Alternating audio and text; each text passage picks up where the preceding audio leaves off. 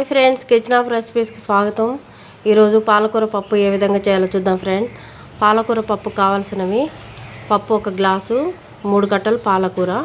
పప్పుని కుక్కర్లో వేసి శుభ్రంగా 2 సార్లు కడుక్కోవాలి ఫ్రెండ్స్. పాలకూరని మంచిగా ఒక్కొక్క ఆకుని మంచి శుభ్రం చేసి చిన్న ముక్కలు కట్ చేసి పక్కకు పెట్టుకుందాం. పాలకూర పప్పుకి కావాల్సిన ఇంగ్రీడియంట్స్: తాలింపు కొరకు ఎండుమిర్చి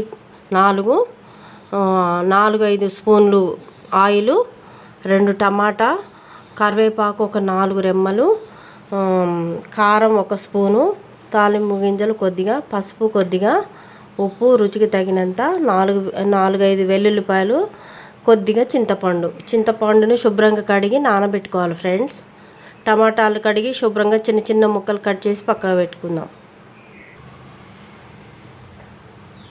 పప్పుని ఈ విధంగా కుక్కర్లో వేసుకొని 2 సార్లు కడుగుదాం ఫ్రెండ్స్. ఈ విధంగా 2 సార్లు పప్పు కడిగిన తర్వాత ఇలా 1 గ్లాస్ పప్పుకి 2 గ్లాస్ వాటర్ పోయాలండి. 1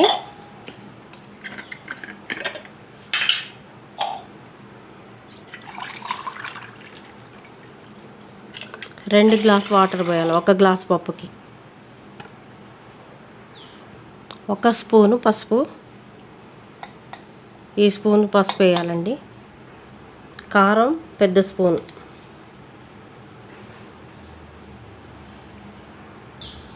టమాటా ఈ విధంగా 2 కట్ చేసి వేసుకోవాలండి. ఇలా 4 ముక్కలు.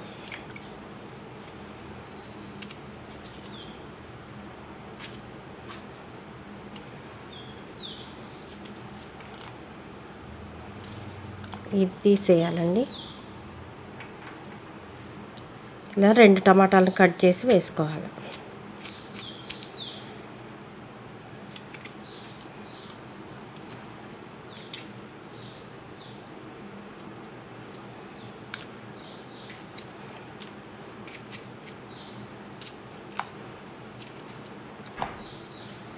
తర్వాత పాలకూరని శుభ్రంగా కట్ చేసి కడిగి వేసుకోవాలండి ఫ్రెండ్స్. ఈ విధంగా 2 సార్లు కడిగాను పాలకూరని, ఇది 3వసారి. మట్టి ఇసుక చాలా ఉంటుంది ఫ్రెండ్స్, బాగా కడగాలి. ఆకుని బాగా ఇట్లా ఈ విధంగా కడిగిన తర్వాత గట్టిగా పిండి ఇందులో వేసుకోవాలి ఫ్రెండ్స్. మొత్తం ఈ విధంగా ఆకు అంతా వేసుకొని ఈ విధంగా పాలకూర మొత్తం వేసిన తర్వాత ఇది మూత పెట్టేసుకోవాలి ఫ్రెండ్స్.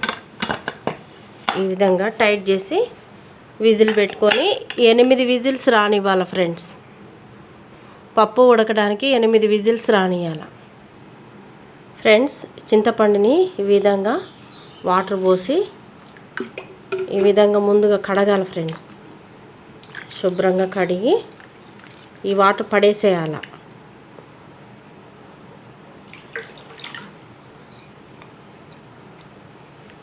వాటర్ పడేసాను ఫ్రెండ్స్. ఇప్పుడు ఈ వాటర్ పోసి నానబెట్టుకోవాలి కొద్దిసేపు. పప్పు ఉడికేలోపు ఈ నానబెట్టుకోవాలి చింతపండు. ఫ్రెండ్స్, పప్పు ఉడికిందో లేదో చూద్దాం. 8 విజిల్స్ అయినాయి. ఇది గబుక్కున తీయకండి ఫ్రెండ్స్, ఇది ఎయిర్ మొత్తం ఇట్లా పోవాలా విజిల్లో. ఎయిర్ మొత్తం పోయినాకనే తీయండి, లేకపోతే పప్పు అంతా మొహం మీద పడి మొహం అంతా కాలిపోతుంది. ఎయిర్ మొత్తం తీసేసేయాల. కొద్దిగా ఎయిర్ ఉందేగో, ఈ ఎయిర్ మొత్తం తీసేయాలి. ఇలా ఎయిర్ మొత్తం పోయిన తర్వాత ఇది మూత తీయాలి ఫ్రెండ్స్. ఉడికిందో లేదో చూద్దాం. ఇదిగోండి ఫ్రెండ్స్,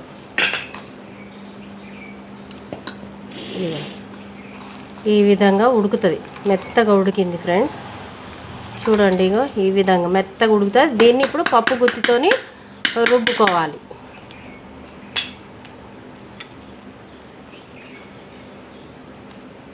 ఇగోండి ఫ్రెండ్స్, పప్పు గుత్తి మంచి శుభ్రంగా కడిగి ఈ విధంగా మెత్తగా రుబ్బుకోవాలి.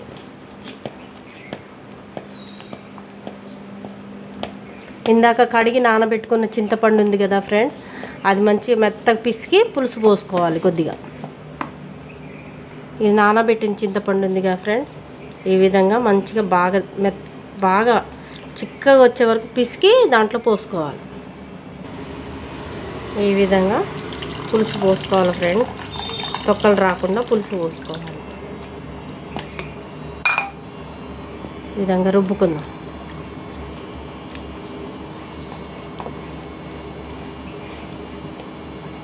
ఇప్పుడు సాల్ట్ వేసుకుందాం ఫ్రెండ్స్. సాల్ట్ మీ రుచికి తగినంత వేసుకోండి. సాల్ట్ ఈ విధంగా రుబ్బుకోవాలి మెత్తగా. కొద్దిగా వాటర్ యాడ్ చేసుకున్నాం ఫ్రెండ్స్.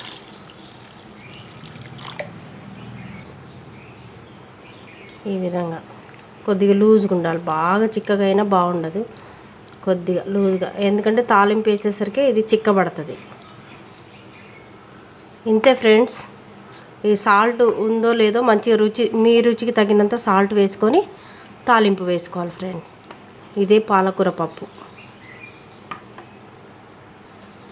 ఈ విధంగా పాలకూర పప్పు స్టవ్ మీద పెట్టి కొద్దిగా తెరలనియాల.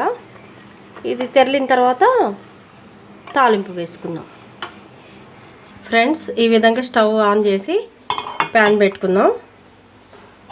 ప్యాన్ పెట్టి ఆయిల్ పోసి ఈ విధంగా ప్యాన్ పెట్టుకు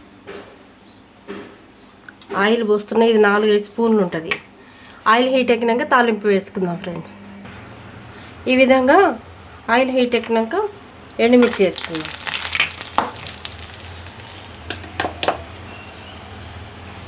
ఎండుమిర్చి, కరివేపాకు కడిగి వేసి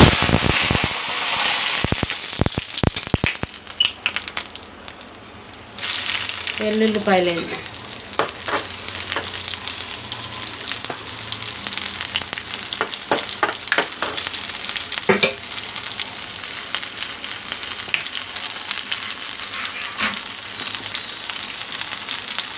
ఒక స్పూన్ తాలింపు గింజలు వేసుకోండి.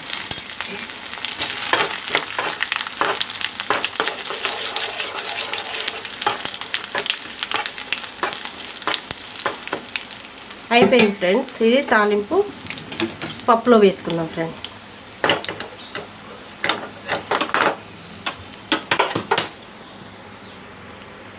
ఈ విధంగా తాలింపు పప్పులో వేసుకుందాం ఫ్రెండ్స్.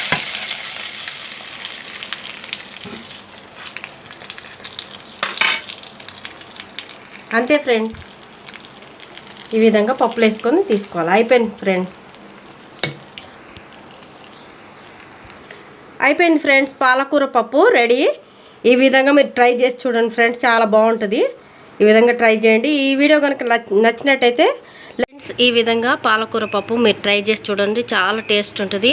ఈ వీడియో కనుక మీకు నచ్చినట్టయితే లైక్ చేయండి, షేర్ చేయండి, సబ్స్క్రైబ్ చేయండి, కామెంట్ చేయండి. Okay, thank you friends.